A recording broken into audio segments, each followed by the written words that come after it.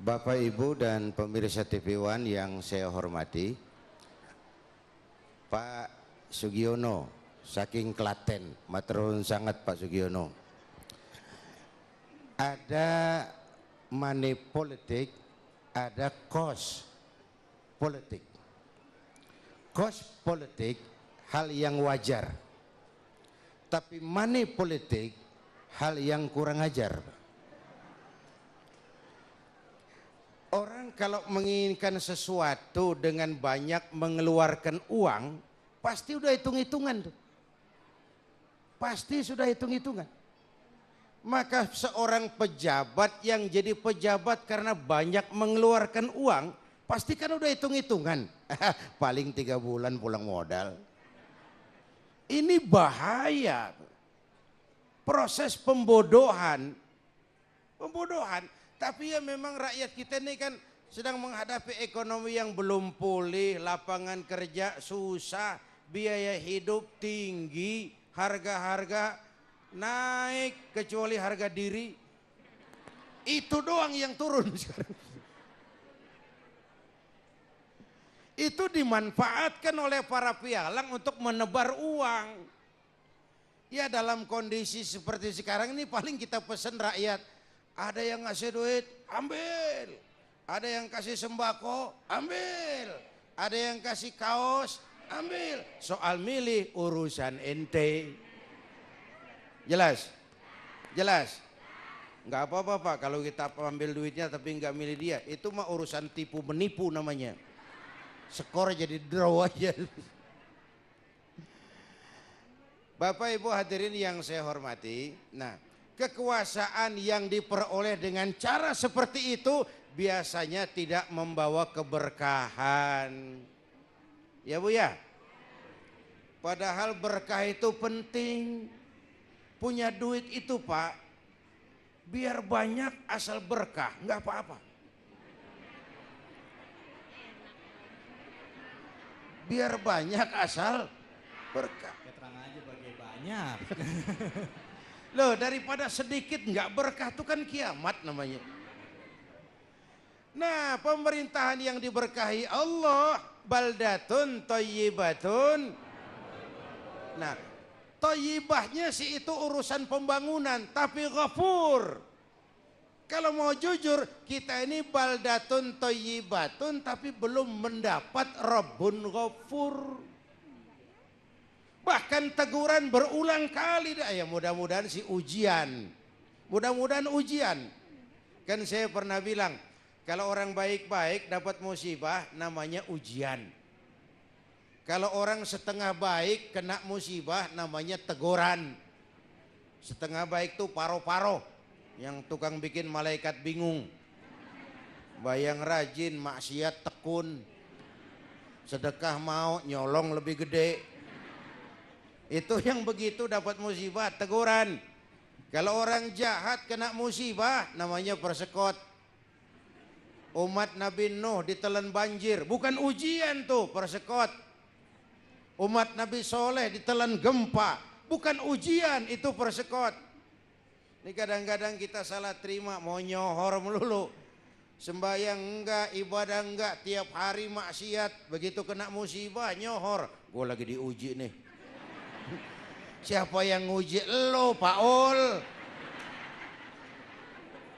Enggak sekolah ulangan kan lucu. Mau naik kelas berapa? Yang ulangan tuh yang sekolah. Yang diuji tuh yang beriman. Kalau enggak ada iman apanya yang mau diuji dong? Kalau enggak ada imannya apanya yang mau diuji?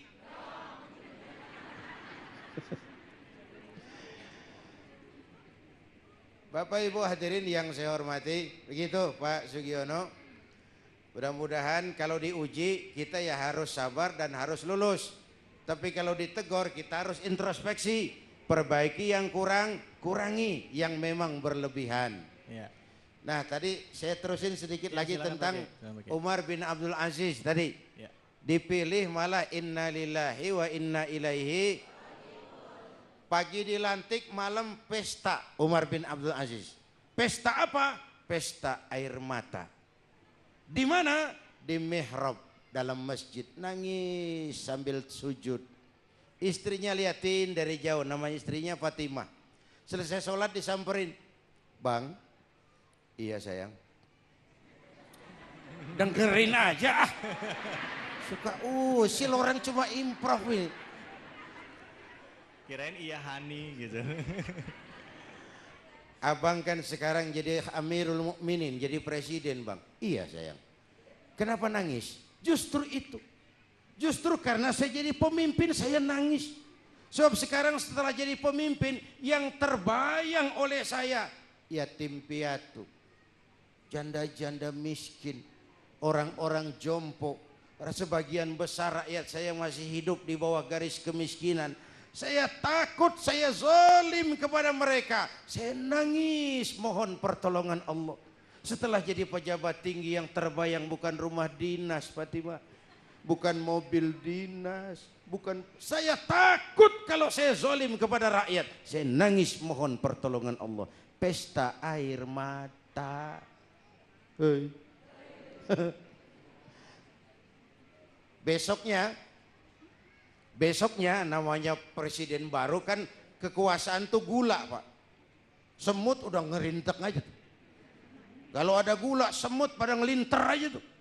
Orang kalau lagi berkuasa, waduh semut banyak bener. Begitu habis dilantik banyaklah gubernur-gubernur kirim hadiah pada setor muka. Ada yang kirim sutra, berlian, emas, perak. Dikumpulin sama istrinya. Fatimah tanya, Umar tanya, "Fatimah, saya bang, banyak hadiah yang kau terima." "Banyak bang, intan, berlian, mutiara, kain sutra, masing-masing banyak." "Kau senang itu?" "Tentu saya senang bang." "Oke, kalau kau senang itu hadiah intan, berlian, mutiara, kau boleh kumpulkan sebanyak-banyaknya. Dan besok kita cerai. Besok kita cerai. Tapi kalau kau sayang saya, itu hadiah intan, berlian, mutiara, kumpulkan, jual. Jual. Uangnya masukkan baitul mal untuk ngurus kepentingan rakyat kita." Apa jawab istrinya Fatimah ini? Istrinya pun istri beriman. Enggak mentang-mentang bini pejabat terus latah ngikut borong proyek lakinya. Kata Fatimah, "Bang." "Iya sayang." "Apalah artinya intan berlian tanpa engkau di sisiku bang?" Jadi bagaimana sayang? "Jual saja bang, jual. Yang nyata-nyata hadiah pribadi masih dijual buat ngurusin rakyat. Bukan yang nyata-nyata milik rakyat malah masih disunatin." Dan di Indonesia banyak banget tukang sunat pak. Tuh, sampai ke kita kecil banget ujungnya. Habis disunatin di jalan itu. Yang menarik dari Khalifah Umar bin Abdul Aziz. Satu malam beliau lagi kerja di kamar pakai lampu minyak. Datang tamu. "Assalamualaikum ya Amirul Mukminin." "Waalaikumsalam." "Silakan masuk." "Ada urusan apa?" "Enggak, cuman mau ngobrol." "Ngobrol?" "Iya." "Urusan pribadi?" "Pribadi, kita kan teman lama." "Ayo silakan masuk." Tamunya duduk, lampu ditiup. Mati. Gelap kamar, gelagapan tamunya. "Ya Amirul Mukminin." "Iya." "Kita kan mau ngobrol." "Memang." "Kok lampu dimatiin?" "Begini Mas, tamunya dari Jawa waktu itu." "Udah dengerin aja." Orang improv tibang dengerin doang pakai protes. Tadi waktu sampean datang tuh, kan sampean lihat saya lagi kerja toh? "Iya. Saya tadi kerja ngurusi rakyat." "Pasti. Saya kan tadi pakai lampu." "Memang. Lampunya kan pakai minyak." "Iya. Minyaknya kan beli." "Tentu. Belinya kan pakai duit." "Ya pasti. Duitnya duit rakyat. Nih kita mau ngobrol urusan pribadi, jangan pakai minyak rakyat Mas. Ayo kita ngobrol sampai pagi."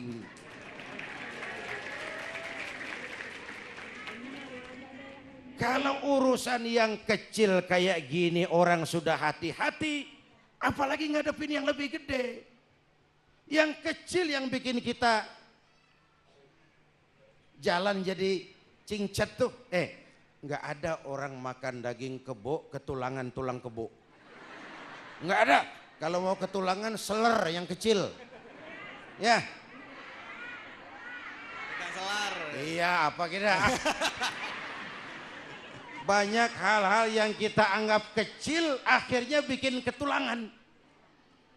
Hati-hati menghadapi yang kecil, apalagi menghadapi yang lebih besar.